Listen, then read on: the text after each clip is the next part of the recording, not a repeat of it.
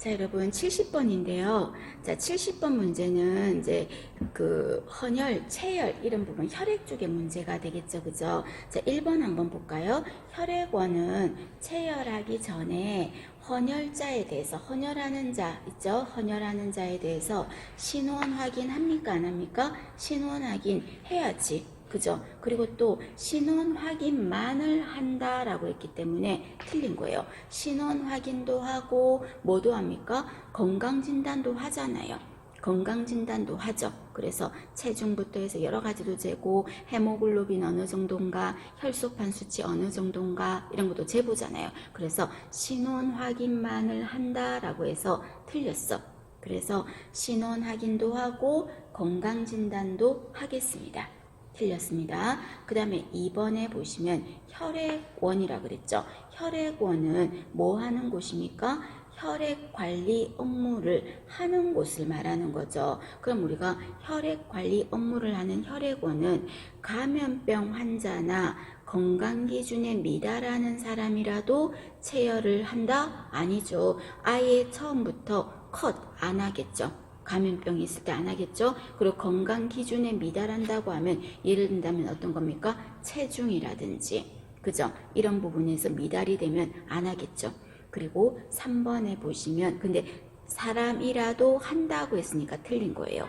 그 다음에 3번이 조심하셔야 되는 게 3번은요. 천재지변 긴급 수혈인 경우가 있어요. 자, 이런 상황이라더라도 체열하기 전에 원래는 항상 FM대로 말하면 체열하기 전에 체열 금지 대상자 확인하죠. 그리고 체열하면 안 되는 사람들 매독 있으면 안 돼, 에이즈 있으면 안 돼, 바이러스 이런 거 감염 있으면 안 돼 이런 거 하잖아요. 하는데 대상자 여부 그리고 과거에 헌혈한 경력 그리고 그때 헌혈했을 때 검사 결과 이런 거를 미리 알아봐야 되잖아. 미리 알아보고 거기서 아니다 싶으면 걸러내야 되잖아요. 그런데 천재지변이나 긴급 수혈인 경우는 이거를 조회를 안 하고 바로 할 수도 있습니다. 천재지변이나 긴급 수혈인 경우는 체열 금지 대상자 여부 조회, 과거 어땠는지 조회 안 하고 바로 할 수 있어요. 아니 조회 안 하고 바로 하면 바이러스나 균 같은 게 들어오면 어떡해요? 그게 낫겠어요? 죽는 게 낫겠어요? 그 말이에요. 이때 천재지변이나 긴급 수혈은 지금 당장 이 사람한테 피가 들어가지 않으면 바로 죽어. 그럼 그런 경우라면 들어가는 거죠. 그래서 조회를 안 해도 되는 상황입니다. 좀 특이하죠, 그죠? 3번 조회 안 해도 된다는 거 틀렸습니다. 그 다음에 4번에 보시면 혈액원은 체열금지 대상자로부터 체열을 하여서는 아니 된다. 체열을 하여서는 아니 된다. 맞죠? 체열 금지 대상자한테서는 체열하면 안 되잖아요. 그죠? 4번은 맞네. 그 다음 5번에 보시면 보건복지부 장관은 쭈루룩 설명이 됐는데 모든 정보를요 혈액원에 제공하도록 한다 했는데 정보를 제공해서는 안 됩니다. 어떤 환자에 대한 정보를 얻었을 때는 제공해서는 안 된다. 이렇게 하셔야 됩니다. 개인정보기 때문에. 되셨습니까? 자, 그거 보시고 그래서 천재지변이나 이럴 때는 할 수 있다라는 거 좀 신경 쓰시고 그리고 4번은 찾을 수가 있었을 것 같습니다. 답은 찾을 수 있었을 겁니다. 자, 그럼 이렇게 해서 여러분들이 아까 혈액원은 이런 거를 할 수 있다, 혈액원은 할 수 있다고 그랬는데 혈액 관리 업무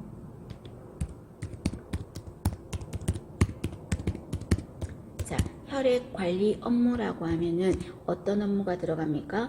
혈액을 가지고 뭔가를 뽑아서 피를 가지고 의약품을 만들고 이런 게 들어가는 거죠. 혈액 관리 업무가. 그럼 제일 먼저 뭐가 원료가 돼? 피가 원료니까 체열해야 되겠죠. 체열해. 그리고 그 체열한 피 뭔가 문제 있나 없나 검사하겠죠. 그리고 검사해서 이상이 없으면 만들겠죠. 제조하겠죠. 그리고 일정한 장소에 어떡할까? 보관하겠죠. 그리고 필요하다고 연락 오는 곳에 공급하겠죠. 그리고 전반적인 품질 관리.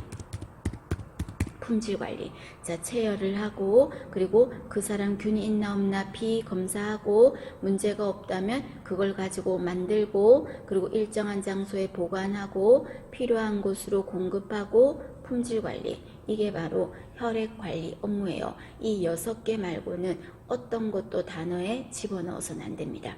되셨습니까? 자, 그러면 이때 혈액을 가지고 뭘 만든다고 했는데 이런 거를 뭐라고 하냐면 혈액 제제라고 한다. 그럼 혈액 제제라는 거는 어떤 게 들어갑니까? 했을 때 전혈, 피를 가지고 만들 때 메뉴를 여러 가지를 만든다 그랬죠. 그래서 필요한 메뉴가 여러 가지가 있을 수 있으니까 전체 피, 전혈 만들겠습니다. 또 이번에는 그 사람이 적혈구만 부족해. 그러면 적혈구만 맞으면 되는 사람도 있으니까 적혈구만 가지고 메뉴를 만든 거죠. 그 메뉴를 농축 적혈구라고 하죠. 그 다음에 이번에는 혈소판이 부족한 사람이 있겠지. 그럼 혈소판만 부족한데 다 맞을 필요 없잖아. 그런 사람을 위해서 만든 메뉴 농축 혈소판이라는 것도 있겠죠. 그 다음 이번에는 또 혈장이 부족한 사람도 있겠죠. 혈장. 그래서 뭐 화상 환자라든지 이런 사람들한테는 긴급하게 수혈해야 될 혈액의 성분은 혈장이잖아요. 그래서 혈장 같은 경우는 메뉴를 만들 때 메뉴 이름이 신선하게 얼린 혈장 이래서 신선 동결 혈장이라고 했었어요. 이거 만드는 거죠. 그 다음에 또 어떤 거 있습니까? 혈액을 가지고 의약품을 만드는 거죠. 혈액 관련 의약품. 자, 요런 것 등이 혈액 제제라고 하겠습니다. 이거를 하는 업무를 하는 곳이 이제 체열하고 검사부터 제조, 보존, 공급, 품질 관리까지가 들어가는 거죠. 자, 이때 여러분 혈액 제제에 어떤 거는 절대 안 들어간다. 농축, 백혈구 이런 메뉴 있다 없다? 이런 메뉴 없어요. 농축, 백혈구 이런 거 없어요. 그 다음 이번에는 농축 혈색소 이런 거 있다 없다? 없어요. 없어요. 되셨습니까? 그거 생각하시고요. 자, 그 다음에 여러분 조금 전에 여기서 체열이라는 걸 한다 그랬죠. 이때 체열을 할 때 체열 시 한 번에 한 사람에게서 체열할 수 있느냐? 한 번에 한 사람에게서 체열을 하는 최대량. 자, 최대량은 얼마입니까? 라고 하면 그냥 400이라고 하면 안 돼요. 앞에 메뉴까지 다 말해야 돼요. 그럼 이때 어떤 거? 전혈 400이라고 해야 됩니다. 농축 적혈구 400, 농축 혈소판 400 이렇게 하면 안 돼요. 아셨죠? 전혈 400 또는요 최대 10%까지는 더 체열할 수 있거든요. 그래서 440까지도 돼요. 그래서 시험에서 400이라고 되어 있으면 전혈 400 하시고 만약에 400이 없고 전혈 440이라고 혹시 되어 있으면 440으로 하면 되시는 거예요. 되셨습니까? 자, 그리고 이때 혈액 관리 업무는 이런 업무가 들어간다고 했는데 혈액 관리 업무를 할 수 있는 자, 업무를 하는 자, 자, 할 수 있는 자는 어디가 됩니까? 대한적십자사 할 수 있다 그랬죠? 혈액원 할 수 있겠죠? 할 수 있어. 그럼 이때 혈액원 할 수 있고 또 어디도 할 수 있습니까? 대한적십자사 그리고 또 의료기관 할 수 있습니다. 의료기관. 자, 의료기관이면 어떤 거 들어가요? 종병요한치정 다 들어가는 거 여러분. 종병요한치정. 그 다음에 의한치조 다 들어가요. 그러니까 여기에서는 의료기관이기 때문에 할 수 있어요. 그래서 시험 문제에서 치과의원 적혀 있으면 맞다 틀렸다? 맞다고요. 안 해서 그렇지 할 수는 있다고요. 의료기관이기 때문에. 되셨습니까? 요양병원 할 수 있다고요. 왜? 의료기관이니까. 되셨습니까? 의료기관. 보건소 할 수 없어요. 되셨죠? 요양원 할 수 없어요. 그래서 의료기관 할 수 있어요. 그 다음에 또 할 수 있는 곳이 어디입니까? 혈액제제 제조업자. 혈액제제 제조업자. 제약회사 같은 거죠. 혈액제제 제조업자. 이 사람들이 할 수 있습니다. 반드시 알아둬야 됩니다. 전부 다 대안적 십자사, 여기 혈액원이야. 그리고 의료기관, 그리고 혈액제제 제조업자 할 수 있어요. 단 있잖아요. 이 혈액제제 제조업자는 혈액 업무가 이런 업무들이 들어가잖아요. 이 업무 중에서 혈액제제 제조업자는 어떤 업무는 못한다? 체열 업무는 할 수 없다는 거.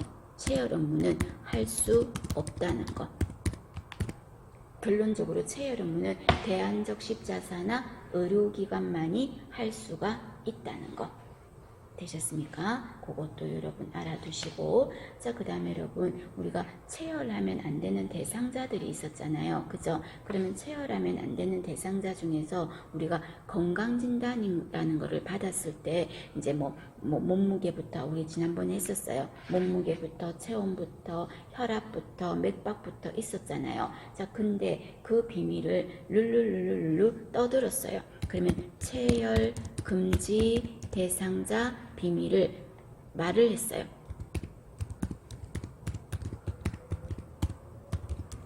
자, 그랬을 때는 벌이 얼마입니까? 그냥 일반적인 비밀 누설은 3년에 3천이었거든요. 그런데 체열금지 대상자 비밀은 2년에 2천이었습니다.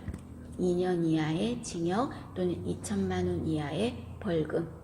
되셨나요? 그래서 2년에 2천이라고 그랬습니다. 그리고 조금 전에 여러분 역학조사를 거부했을 때 있었지. 역학조사를 거부했을 때도 얼마였어요?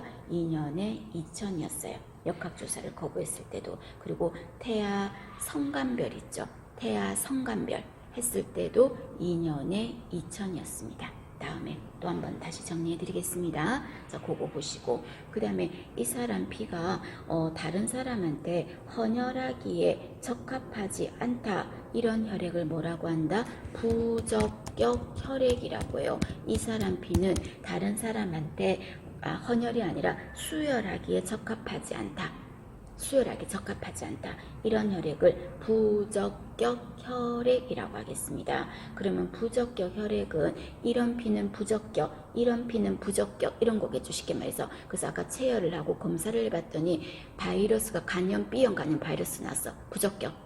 매독균 나왔어, 부적격. 그죠? C형 간염 바이러스 나왔어, 부적격. 에이즈, 부적격. 이렇게 부적격 혈액. 이런 거는 부적격, 이런 거는 부적격. 누가 이렇게 명해놨을까? 보건복지부 장관이요. 그래서 보건복지부 장관은 부적격 혈액에 대해서 어떻게 폐기하라 하는 절차를 얘기해놨어요. 폐기 절차. 그럼 부적격 혈액 폐기 절차는 처음부터 버린다 이렇게 말하지 마시고, 처음에는 뭐를 했었습니까? 부적격 혈액을 발견 즉시, 이게 부족한 혈액이다, 바이러스가 있다 하고 발견했다면 혈액 용기 안쪽 면에 라고 하면 틀렸어. 겉면에, 안쪽이 아니라 겉면에 사실을, 이 피는 부적격 혈액이다, 사실을 적고 사유를 적어야 되는 거죠. 부적격 혈액하고 가로하고 뭐가 나왔다, 에이즈 바이러스 검출, 뭐 이런 식으로 적어라는 거죠. 사유를 적어라. 그리고 두 번째 순서에서 두 번째, 이거를 어떻게 잠금장치가 있는 별도의 공간에 따로 둬라. 그거를 격리 보관이라고 하겠습니다. 즉 누구와 따로 두라고 하냐면 적합한 혈액과 따로 둬라. 왜냐하면 순간적으로 실수로 적합하지 않은 혈액을 적합한 혈액인 줄 알고 그거를 다른 사람한테 줄 수 있으니까 잠금장치가 있는 별도의 공간에 따로 둬라.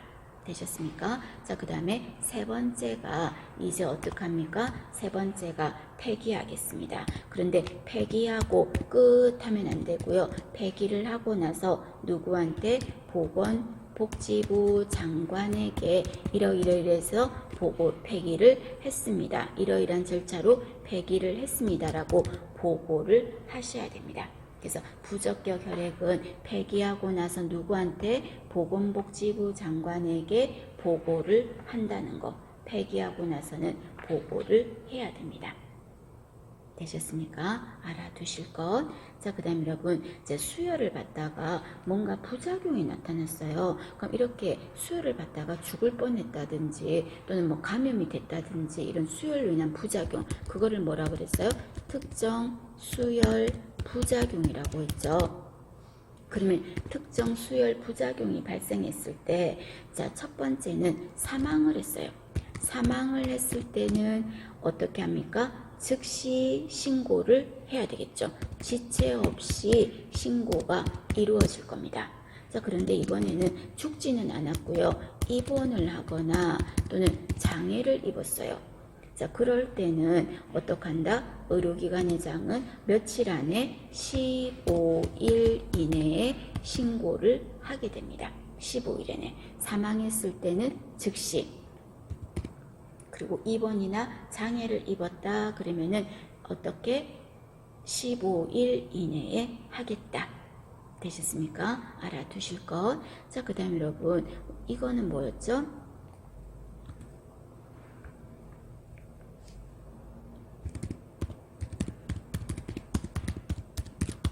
자, 헌혈의 날을 선정하는 거예요. 헌혈의 날을 선정하고 선정하는 자, 그리고 또 헌혈에 관해서 공로가 있는 자에게, 헌혈을 많이 했어. 그래서 공로가 있는 자에게 훈장을 수여할 수 있는 자, 훈장을 수여할 수 있는 자. 그 자는 누구예요? 대안적 십자사. 이러면 안 됩니다, 여러분. 헌혈의 날을 만들었고 헌혈을 많이 한 사람들에게 훈장을 줄 수 있는 자 누굴까요? 보건복지부 장관입니다. 되셨습니까? 봐주십니다.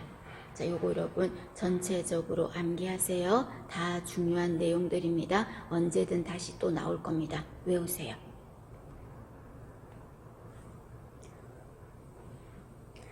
자, 이번에는 실기 파트입니다. 71번입니다.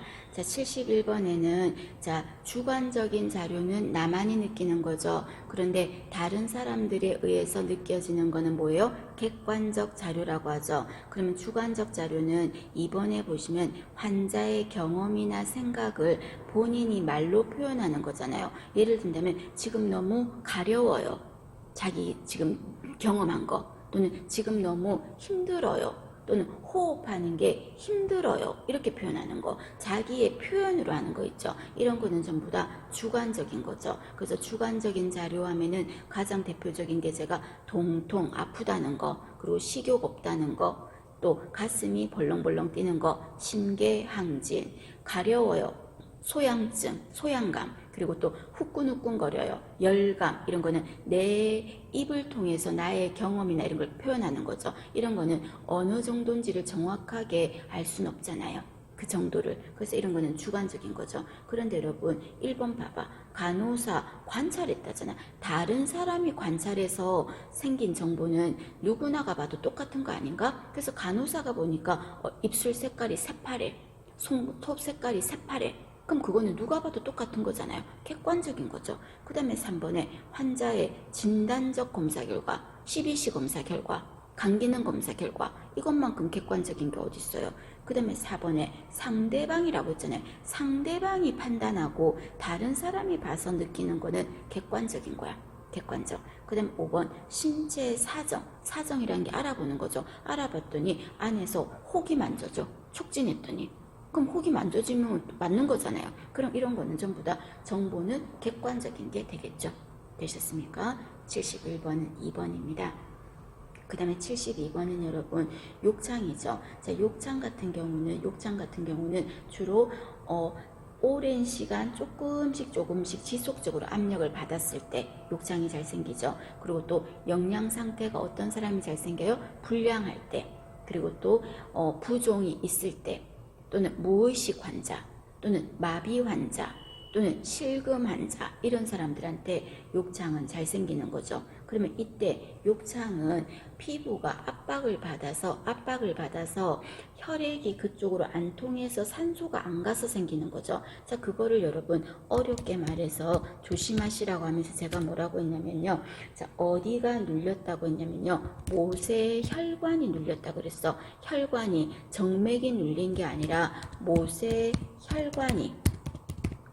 모세혈관이 눌려가지고 그쪽으로 피가 안 통하는 거예요. 그래서 내가 뼈밖에 없는 그 조직의 청골 부분에 피가 안 가가지고 피가 그쪽에 부족하다. 그거를 제한된 그 부분에 피가 부족하다. 허혈 또는 국소 빈혈 같은 말이라 그랬어요. 자, 이게 바로 욕창인 거죠. 그래서 허혈로 인해서 뭐가 생기는 거예요? 허혈로 인해서 피부가 썩는 거죠. 그래서 결론적으로 욕창은 피부계 질환에 들어가는 겁니다. 그리고 어디 혈관이 막힌 거다? 모세혈관이 막힌 거고요. 되셨습니까? 욕창의 정의 알아두시고, 그럼 이때 욕창은 제일 잘 생기는 부분이 어디입니까? 머리에 있는 후두부, 앙와이로 누웠을 때 후두부, 또 날개죽지, 견갑골, 그 다음에 팔꿈치, 그죠? 그 다음에 또 팔꿈치, 또 어디서 잘 생깁니까? 엉덩이 쪽에 생각하면 청골, 그 다음에 꼬리뼈, 미골,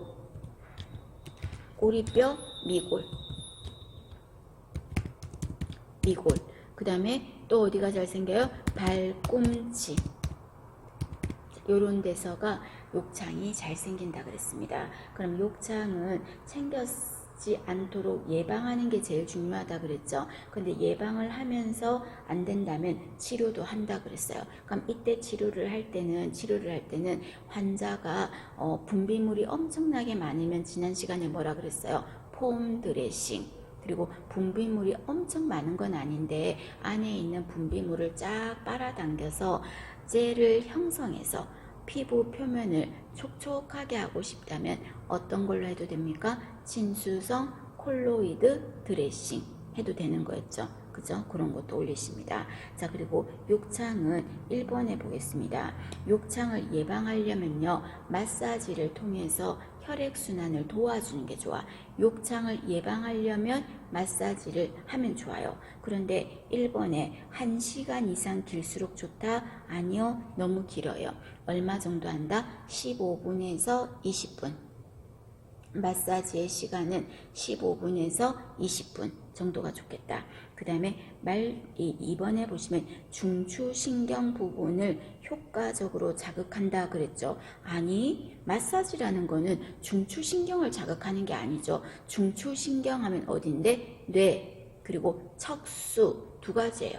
그러면 내가 마사지를 함으로써 뇌나 척추 안에 있는 척수를 마사지 해주나? 그렇진 않잖아요. 그래서 이거는 조직이나 근육 이런 데를 마사지를 해주는 거죠. 중추신경 부위라는 말 틀렸어.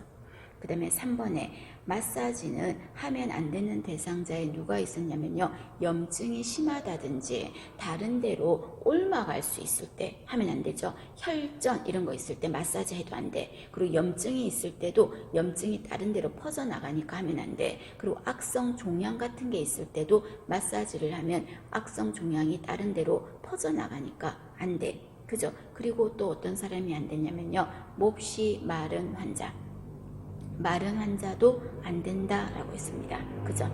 뼈밖에 없는데 막 두드리고 하면 되겠어요? 안 되겠죠. 그래서 틀렸고, 4번에 보면 긴장을 풀어주고 릴렉스하게 만드는 효과가 있다 이 말이죠. 답은 4번이네요. 그리고 마사지를 하면 여러분 당연하지 않나? 혈관이 어떻게 될까요? 긴장이 풀려서 혈관이 릴렉스 이완하게 되겠죠.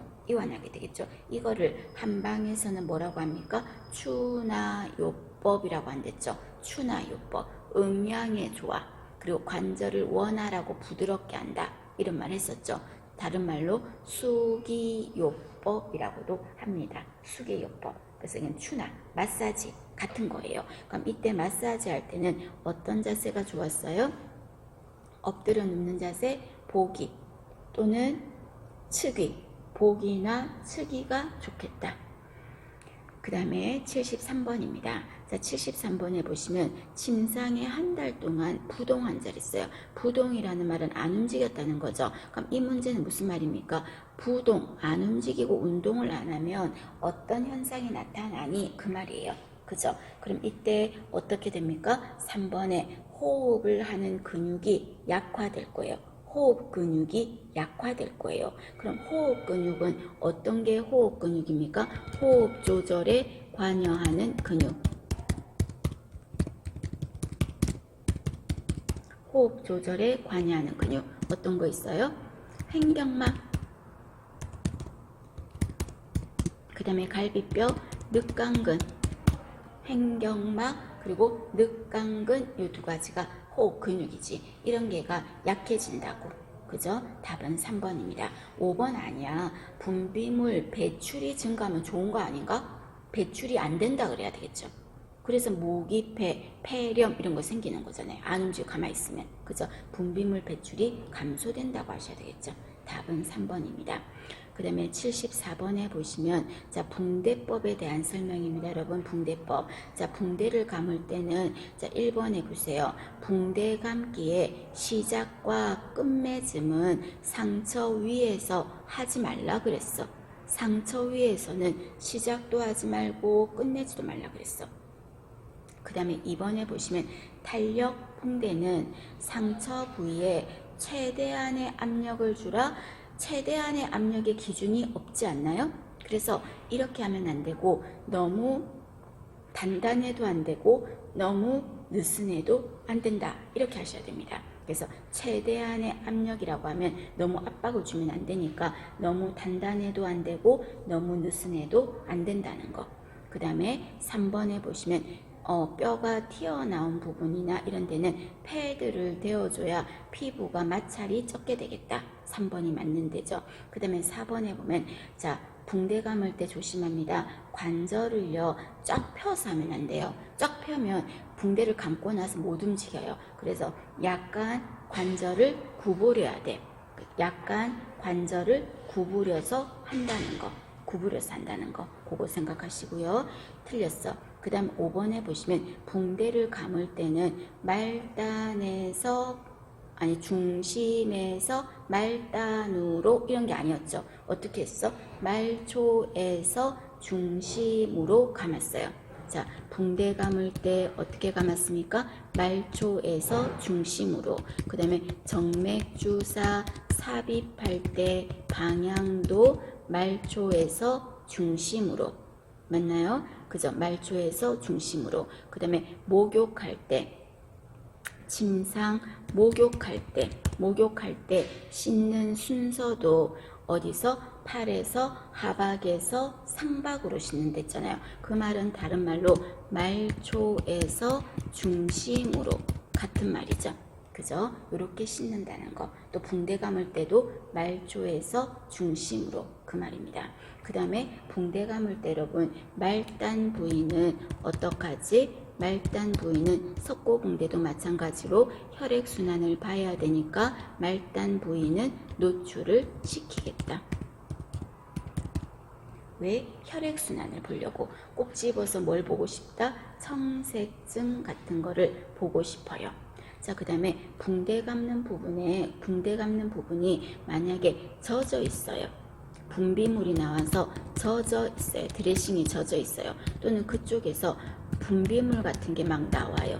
자, 이럴 때는 어떡합니까? 이런 데는 마르면서 수축할 수가 있으니까 조금 어떻게 감을까요? 약간 느슨하게 감아주죠. 느슨하게 감아준다.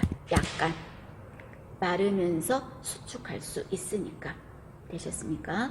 자, 그 다음에 붕대를 감는 방법 중에서 여러분 하나 그림 문제로 물을 건데 어떤 게 있습니까? 처음 시작과 마지막에 감는 방법이 뭐예요? 시작할 때도 이 방법으로 하고 마지막에도 이 방법으로 마무리를 할 거야. 그래서 똑같은 부분에다 감아주는 방법을 환행대라고 있어요. 환행대는 같은 부분을 몇 번 감아줄 거야. 시작할 때 끝낼 때.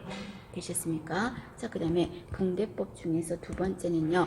어떤 키워드가 들어갈 거다? 겹치지 않게 라는 말 들어갈 거예요. 겹치지 않게. 그러면 겹치지 않게 감는다 이 말은 가볍게 고정하고 싶어요. 약간 엉성해 보이겠죠. 그래서 가볍게 설렁설렁설렁 고정하는 거, 이렇게 감는 방법은 뭐라고 합니까? 사행대라고 했어요. 사행대.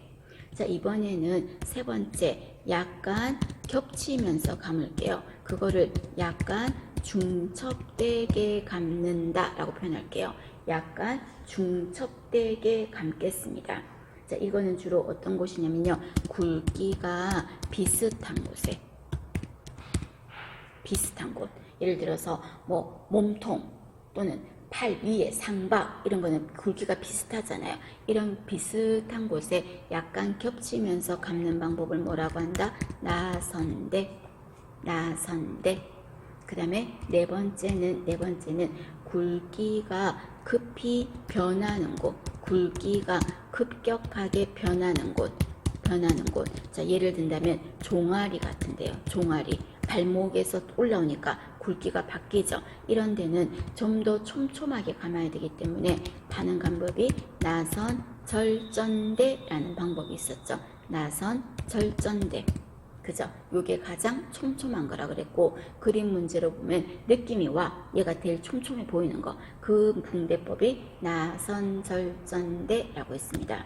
그 다음에 이번에는 관절이나 돌출 부분에 하는 거. 예를 들면 발 여기 이런 데 있죠. 팔꿈치 같은 데 있죠. 그런 데다 하는 부분은 어떤 걸로 합니까? 붕대법이 팔자대. 올라갔다 내려갔다 X자로 꺾여지는 거 있죠. 팔자대로 한다고 했었습니다.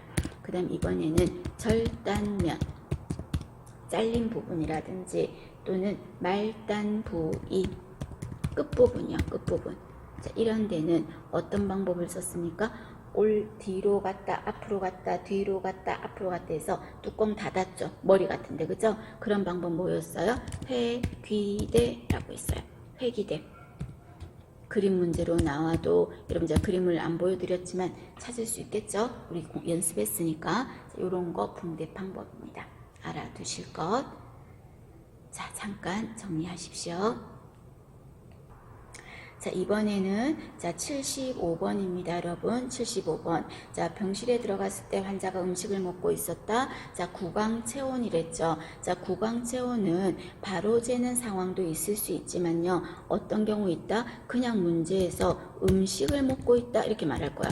또는요, 환자가 담배를 피웠다 이렇게 할 수도 있어. 또는 환자가 껌을 씹고 있었다 이렇게 말하면 무조건 몇 분 뒤다? 10분 뒤에 합니다. 10분 뒤에. 자, 그런데 그냥 음식을 먹고 있었다 하면 10분인데 이 사람이 아이스크림을 먹고 있었다 하면 그냥 음식보단 차갑지. 또는 뜨거운 차를 마시고 있었다, 핫초코를 먹고 있었다, 이런 식으로 차갑고 뜨거운 음식을 먹고 있다고 했을 때는 입안의 온도가 변화가 크잖아요. 그럼 체온을 재도 정확하지 않겠죠. 그래서 몇 분 뒤에 재다? 30분 뒤에 측정을 하겠습니다. 맞나요? 그래서 답은 이런 거는 맞추는 문제인 거죠. 그죠? 1번이죠. 그리고 우리가 체온을 잴 때 가장 중요한 중요하다기보다는 정확하게 잴 수 있는 체온은 어떤 거였습니까? 고막 체온계라는 거. 그래서 고막 체온계 하면은 여러분 머릿속에서 심부 체온을 가장 정확하게 잴 수 있다는 거. 심부 체온을 가장 정확하게 잴 수 있는 게 어떤 방법이냐 이렇게 말하면 고막 체온계가 될 거고, 이때 성인은 또는 소아는 후상방, 그죠? 또 어린애기들은 3세 이하의 어린애기들은 후하방, 성인은 후상방, 애기들은 후하방으로 귀를 잡아당긴다는 거. 고막 체온계 되셨습니까? 같이 또 올리시고요. 자, 그 다음에 체온을 재고 나서요. 열이 나서 체온을 쟀거든요. 그리고 또 닦아줬거든요. 그리고는 몇 분 있다 다시 재랬어요. 미지근한 물로 닦아주고 나서 30분 뒤에 다시 측정을 하라 그랬습니다. 맞죠? 그리고 또 체온이 나는데 알코올로 닦아준다면 이때 알코올은 몇 프로 알코올로 닦았습니까? 30에서 50%, 30에서 50% 알코올로 닦았습니다. 되셨죠? 그거 생각하시고요. 그 다음에 76번입니다. 자, 76번에 보시면 병실의 실내 온도와 습도라고 했죠. 여러분 당연하게 기억하셔야 되겠죠. 온도는 몇 도가 좋다? 20에서 22도. 그 다음에 습도는 어느 정도가 좋습니까? 습도는 40에서 60. 습도는 40에서 60이 좋겠다. 그죠? 그럼 이 40에서 60은 여러분 무슨 습도라고 말해요? 쾌감습도라는 표현을 쓰죠. 쾌감습도. 그죠? 그래서 인체가 쾌적함을 느끼는 습도다 하는 말로 쾌감습도라고 표현을 하겠습니다. 몇 프로가? 40에서 60%가. 40에서 60%가. 자, 그럼 여러분 이거는 뭐지? 기온과 기습. 기습이란 건 습도를 말해. 기온과 기습에 따라 사람이 느끼는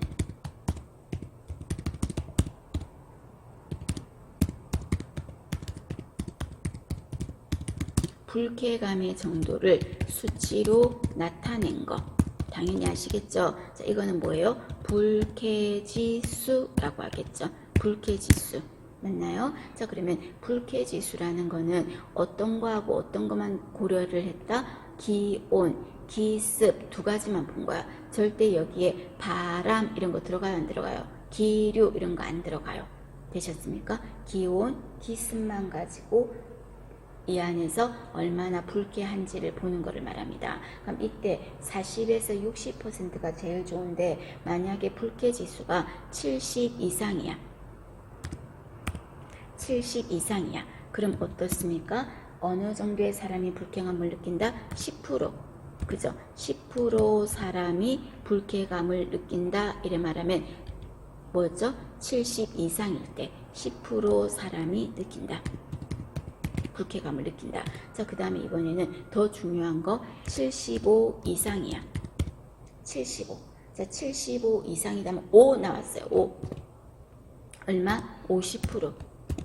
50%의 사람이 불쾌감을 느낀다. 이래 말하면 불쾌지수가 75 이상 올라갔을 때예요. 자, 그 다음에 이번에는 불쾌지수가 80이다. 80 이상이다. 80 이상이다. 자, 이럴 때는 어떻게 됩니까? 80 이상이다. 이래 말할 때는 거의 모든 사람이 불쾌감을 느낀다. 그 다음에 이번에 마지막으로 86 이상. 86 이상.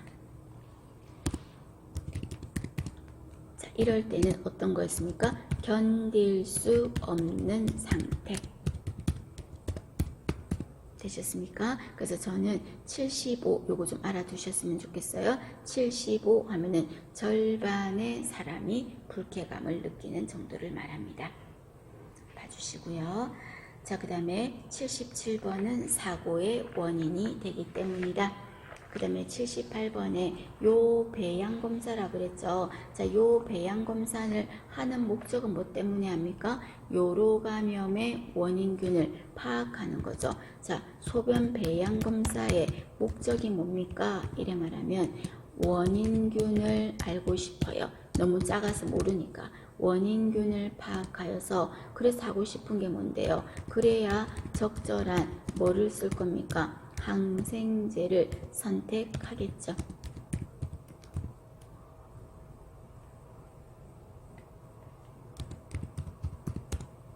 그죠? 항생제를 선택하기 위해서 배양검사를 하겠습니다. 그럼 이때 배양검사는 어떤 방법으로 할까요? 모균적으로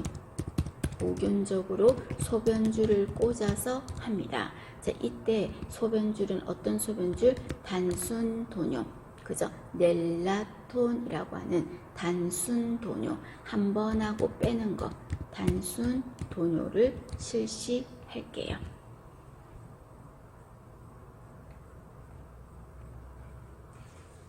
되셨습니까? 봐주시고요.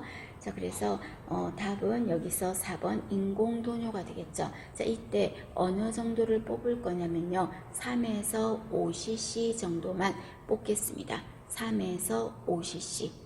되셨습니까? 자, 그 다음에 일정 시간 꽂아 두는 거는 유치도뇨, 한 번 하고 빼는 거는 단순도뇨라고 했거든요. 그러면 단순도뇨를 하는 경우는 언제입니까? 그랬을 때 지금 나왔던 요 배양, 소변 배양 검사 단순도뇨 할 거예요. 자, 그 다음에 또 언제도 하냐면 정상적으로 소변을 본 다음에 방광에 남아있는 소변, 그걸 뭐라 그래? 잔뇨. 잔뇨량을 체크할 때도 단순 도뇨를 하겠습니다. 그 다음에 아기를 출산하고 나서 소변 봤어요? 소변 봤어요? 언제 안에 계속 물어본다 그랬어요. 6시간 이내. 그죠? 6시간 안에 소변을 봐야 되는데 6시간이 지났어요. 6시간이 지났어요. 그런데도 소변을 못 본 경우. 자, 이럴 때는 그 자궁이 수축이 잘 안 일어날 수 있어. 왜냐하면 방광이 커졌으니까. 그래서 방광을 빨리 쪼그라뜨려야 되니까 뭐를 한다? 단순 도뇨를 하겠습니다. 되셨습니까? 봐주실 것. 자, 그 다음에 또 어떤 거 있죠? 있나요? 이런 것 등일 때 한다는 거 봐주십니다. 자, 그래서 답은 여기서 4번인 거고요. 나머지는 아닙니다. 그리고 이때 도뇨할 때 여자는 어떤 자세를 해요? 여자는 배횡와위, 남자는 앙와이, 남자는 앙와이. 되셨습니까? 소변 배양입니다. 자, 79번은 산부인과 체위 어저께 다 했으니까 스킵하겠습니다. 부인과 자세, 절석이, 쇠석이. 그죠? 그 다음에 80번에는 보시면 검사물 채취는 언제예요? 검사물 채취는 이른 아침 첫 기침, 이른 아침 첫 기침. 자, 그런 키워드들 들어가야 돼요. 이른 아침 첫 기침. 그죠? 자, 그거 몇 번이다? 5번이겠습니다. 되셨습니까? 자, 잠깐 쉬었다가